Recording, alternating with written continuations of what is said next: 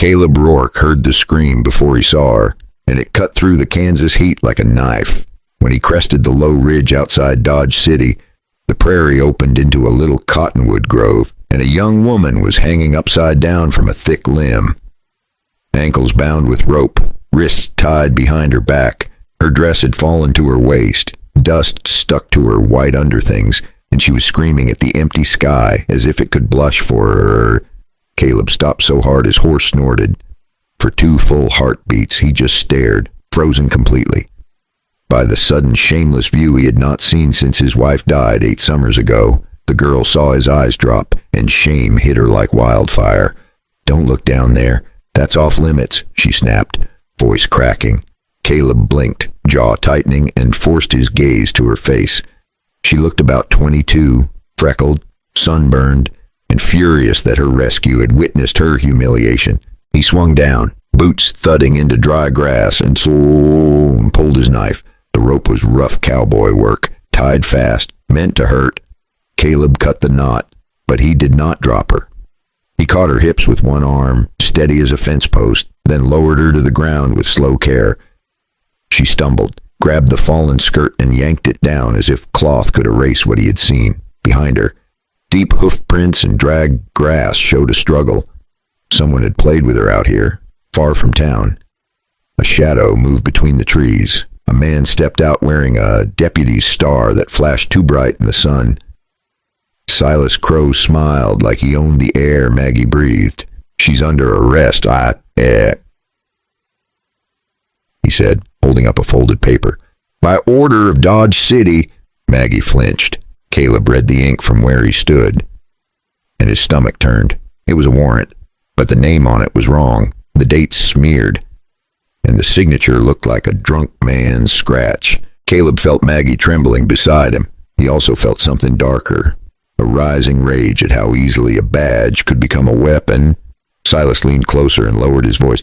"You saw too much, rancher," he whispered. "Now you either hand her over, or you ride back to your lonely house and keep your mouth shut." Caleb looked at Maggie. Her eyes were wet, but they were not begging. They were daring him to be decent. He could take her to town, find the real sheriff, and try to win by law. Or he could settle it right here, where no one would see what he did next. If Caleb breaks the rules to save her, will Dodge City call him hero or hang him? Caleb did not move when Silas Crow finished speaking. The prairie went quiet, and that way it does right before trouble starts, when even the wind seems to listen. Maggie stood close enough that Caleb could feel her shaking, and that alone told him more than any warrant ever could.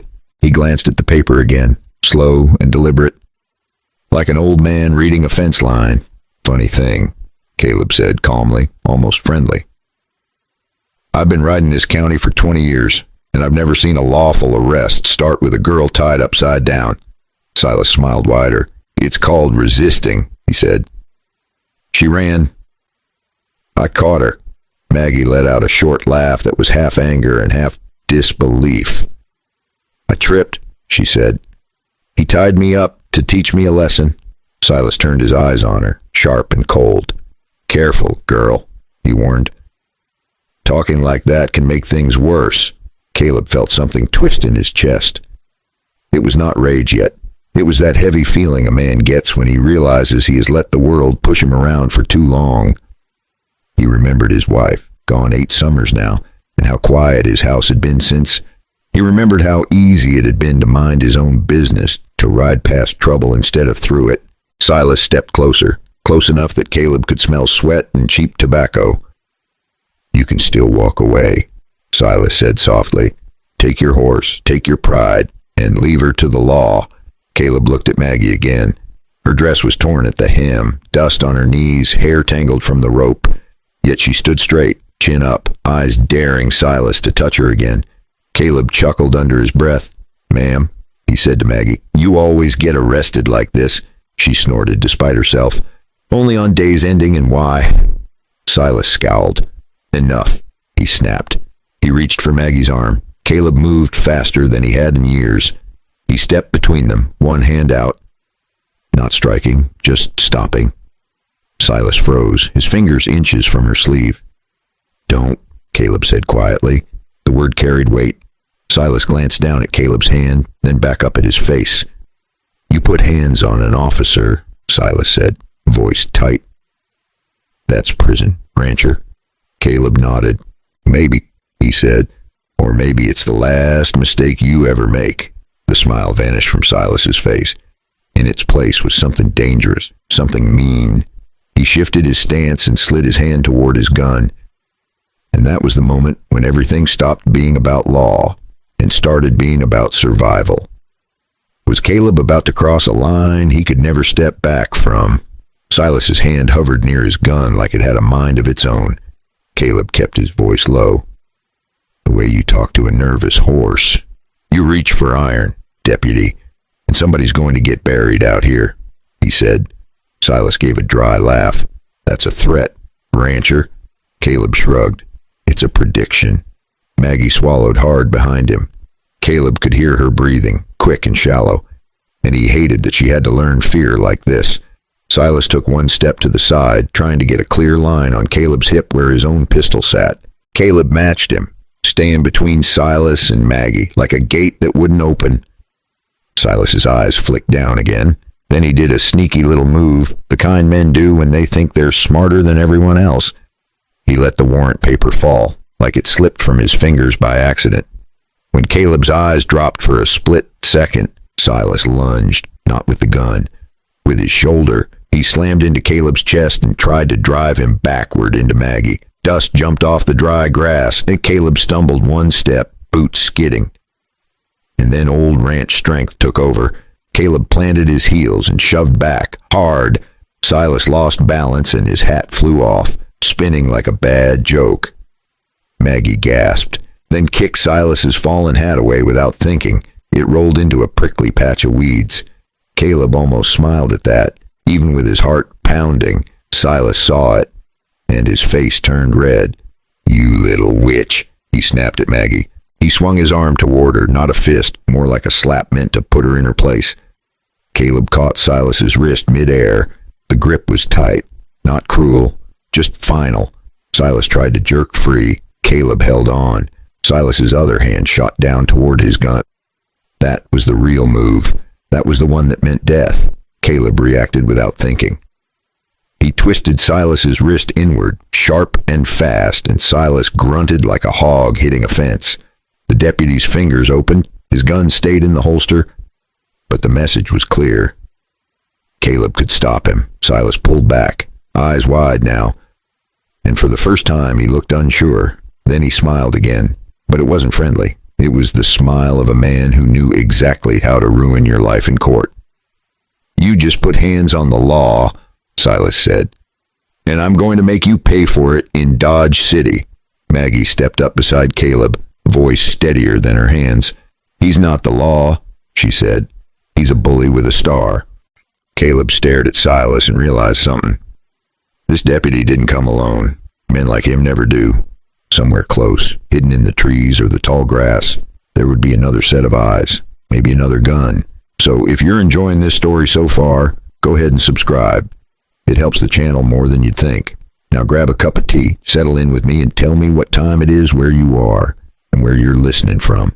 Because in the next breath, a gunshot turns this rescue into a manhunt. Because Caleb was about to find out who else was watching when a rifle cocked behind the cottonwoods. The rifle click came again, closer this time, and Caleb knew it was not his imagination. Silas lifted his chin, smug as a man holding a winning card. Easy now, Silas said. You don't want to make this ugly. Caleb slowly raised one hand, palm out, but he did not step away from Maggie. Who's back there? Caleb asked, calm on the surface, tight underneath.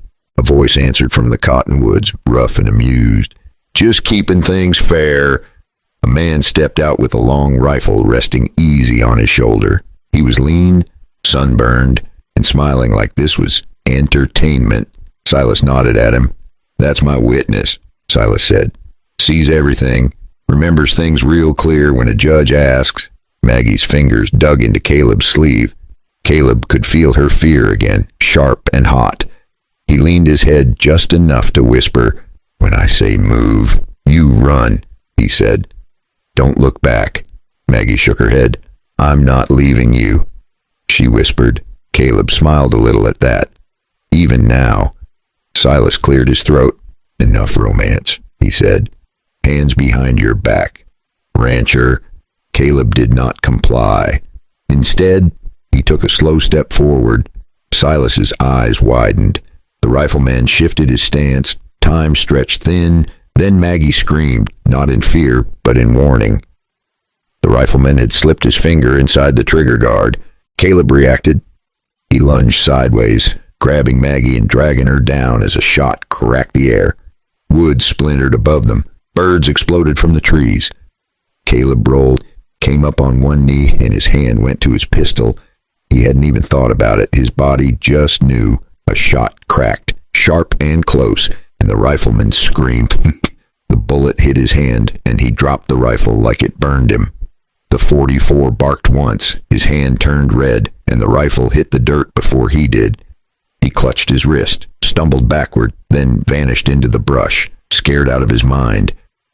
Silas froze for a heartbeat. Nobody moved. Then a sound rolled in from the open prairie. Hooves, more than one horse, coming hard. Silas's smile twitched, like even he didn't like that timing. Caleb kept his eyes on him. Your boys heard the shots, didn't they? Caleb said. Silas didn't answer, but his eyes flicked toward the sound. That was answer enough. Caleb grabbed Silas, drove him down into the dirt, and pinned him there. He yanked the badge free and crushed the tin star in his fist. Then he tossed it into the weeds. Then Caleb leaned close, voice like gravel. Tell them the truth in town, or I'll tell it for you. Caleb stood up fast and turned to Maggie. Up, now, he said. Maggie didn't argue. They scrambled onto the horse, Maggie gripping Caleb tight. Behind them, the hoofbeats grew louder, and angry voices carried on the wind. Caleb dug his heels in, and the horse surged forward. They didn't stop until they saw the first buildings of Dodge City ahead. The dust behind them kept rising like a storm that had learned their names. Maggie leaned close, her voice small now. Caleb, what if they catch us before we reach town? Caleb didn't look back. He just kept the horse steady. Then we don't let them take you, he said. Maggie swallowed, and her fingers tightened on his belt. I never even told you my name, she said. Caleb's mouth twitched like he almost forgot how to smile. Maggie, he said. I heard Silas say it. Then his face went hard again. I haven't felt this awake since the day they put Sarah in the ground. He said it plain, like truth didn't need decoration. Caleb didn't slow down, not until they were close enough to see people turning their heads. Caleb sat high in the saddle, chest heaving, staring ahead at Dodge City. It felt strange, like ripping a thorn out of your own hand and realizing it had been there for years. Maggie pressed closer behind him, still shaking, and Caleb did the one thing he should have done from the start. Caleb tugged his coat tighter around her shoulders, making sure it covered her. Not like a hero, like a man who finally remembered how to be decent. Thank you, she said, quieter now. Caleb nodded, then looked toward Dodge City, where that distant bell had rung like a warning. We can't stay out here, he said. If we do, he turns us into a story people tell wrong. Still in the saddle, Maggie held his belt tight, because the ground was rough and her nerves were worse. Every mile toward town, Caleb felt the weight of what he had done.